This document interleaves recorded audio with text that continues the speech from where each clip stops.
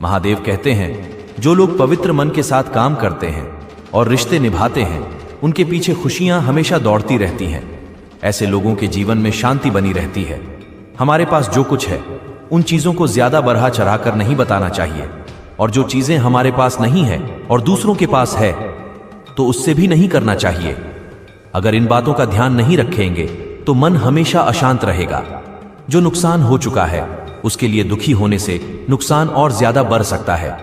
इसलिए बीती बातों को भूलकर आगे बढ़ना चाहिए। असफलता फिर से नई शुरुआत करने का अवसर देती है। दूसरे प्रयास में वो गलतियां ना करें जिनकी वजह से पहला प्रयास असफल हुआ था। जो लक्ष्य तय किया है, उसके लिए आज से ही काम करना शुरू कर देना चाहिए, क्योंकि समय निकलने के बाद हमें कुछ भी हासिल नहीं हो पाता। सामान्य व्यक्ति अच्छा अवसर मिलने की प्रतीक्षा करता है और असाधारण व्यक्ति अवसर बना लेता है और अवसर मिलने के साथ ही काम करने की तैयारी शुरू कर देता है और सफलता जरूर मिलता है। आत्मविश्वास, उत्साह और धैर्य। जो व्यक्ति इन 3 गुणों को अपना लेता है, उसकी सभी समस्याएं खत्म हो सकती हैं। अगर जीवन में लक्ष्य पूरे नहीं हो रहे हैं तो निराशा से बचें और हर स्थिति में खुश रहें, तभी जीवन बेहतर हो सकता है। मुश्किलें जब तक हल नहीं होती तब तक बड़ पहाड़ों की तरह दिखती है, लेकिन जब मुश्किलें दूर हो जाती हैं तो हम सारे आनंद पाते।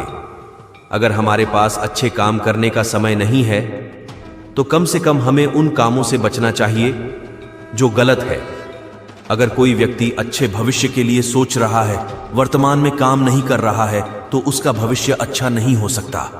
अच्छे भविष्य के लिए वर्तमान में काम करने होंगे।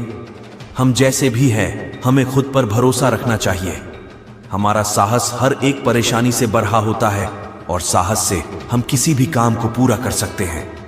लक्ष्य तय करने के बाद तुरंत काम शुरू कर दें और तब तक ना रुकें जब तक कि सफलता नहीं मिल जाती। जिसके भाग्य में जो लिखा है उसे वही मिलेगा और परेशान होने से कुछ अतिरिक्त प्राप्त नहीं होने वाला। सर्वोच्च सत्ता ईश्वर के हाथ में है। अतः यदि वो आपसे नाराज है तो दुनिया की कोई ताकत आपकी मदद नहीं कर सकती। तुम्हारी वजह से जीते जी किसी की आंखों में आंसू आए तो सबसे बड़ा पाप है। लोग मरने के बाद तुम्हारे लिए रोए, ये सबसे बड़ा पुण्य।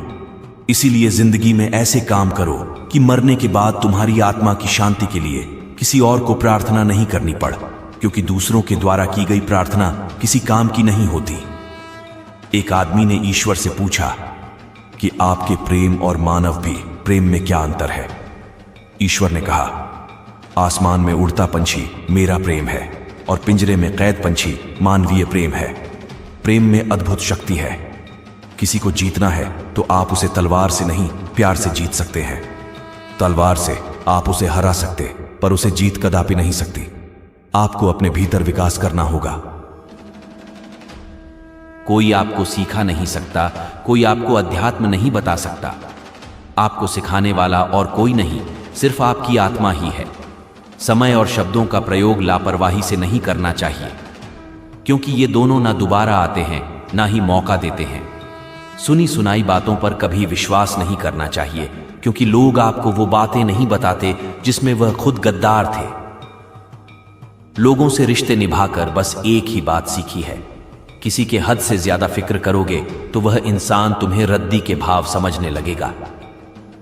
सिर्फ गलतियों का पुतला ही नहीं, बल्कि परेशानियों का गुलाम भी होता है। इंसान किसी लिए कितना भी लॉयल और ऑनेस्ट क्यों ना रहे, लोग तुमसे दिल भरने के बाद तुम्हें ठुकरा देंगे। हालात चाहे कितनी भी खराब क्यों ना हो, दिल से निभाने वाले निभाए जाते। फिर से शुरू कर रहा हूं जिंदगी को जीना। इस बार औरों से ज्यादा खुद का ख्याल रखूंगा। नाम उन्हीं का ऊंचा होता है जो बस्ती से निकलकर हस्ती बन जाती है।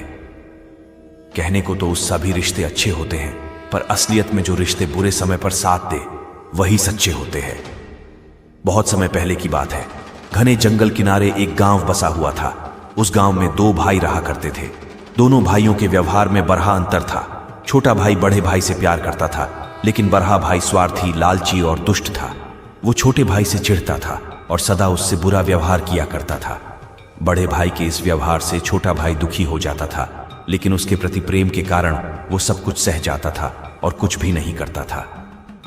एक दिन बरहा भाई लकधी काटने जंगल गया, जहां इधर उधर तलाशने पर उसकी नजर एक ऊंचे वृक्ष पर पड़ी। आज इसी वृक्ष की लकधी काटता हूं, ये सोचकर उसने कुल्हाड़ी उठा ली, लेकिन वह कोई साधारण वृक्ष नहीं बल्कि एक जादुई वृक्ष था। जैसे ही बरहा भाई पैर पर कुल्हाड़ी से वार करने को हुआ, वृक्ष उससे विनती करने लगा, मुझे मत काटो, मुझे बख्श दो। यदि तुम मुझे नहीं काटोगे तो मैं तुम्हें सोने के सेब दूंगा। सोने के सेब पानी के लालच में बरहा भाई तैयार हो गया। वृक्ष ने जब उसे सोने के कुछ सेब दिए हैं तो उसकी आंखें चौंधिया गईं, उसका लालच और बढ़ा गया। वो वृक्ष से और सोने के सेब की मांग करने लगा। वृक्ष के मना करने पर वह उसे धमकाने लगा, यदि तुमने मुझे और सेब नहीं दिए तो मैं तुम्हें पूरा का पूरा काट दूंगा। ये बात सुनकर वृक्ष को क्रोध आ गया। उसने बरहा भाई पर नौकीली किल्लों की बरसात कर दी। हजारों सुइयों चुभ जाने से बरहा भाई दर्द से कराह उठा और वहीं गिर पड़ा। इधर सूर्यास्त होने के बाद जब बरहा भाई घर नहीं आए तो छोटे भाई को चिंता होने लगी। वह उसे खोजने जंगल की ओर निकल पड़ा। जंगल पहुंचकर वह उसे खोज लगा। खोजते खोजते वहां उसी जादुई वृक्ष के पास पहुंच गया। वहां उसने बरहा भाई को जमीन पर कराहते हुए देखा और फौरन उसके पास पहुंचा और उसके शरीर से सुइयां निकलने लगा। छोटे भाई का प्रेम देखकर बरहा भाई का दिल पसीज किया। उसे अपने व्यवहार पर पछतावा होने लगा। उसकी आंखों से आंसू बह निकले और वो अपने छोटे भाई से माफी मांगने लगा। उसने वचन दिया कि आगे कभी भी उसके साथ बुरा व्यवहार नहीं करेगा। छोटे भाई ने बरहा भाई को गले से लगा लिया। जादुई वृक्ष जब बरहा भाई के व्यवहार में बदलाव देखा तो उसे ढेर सारे सोने के सेब दिए और सोने के सेबों को बेचकर प्राप्त पैसों से दोनों भाइयों ने एक व्यवसाय प्रारंभ किया, जो धीरे धीरे अच्छा चलने लगा और दोनों भाई सुख से रहने लगे। इस कहानी से हमें क्या सीख मिलती है?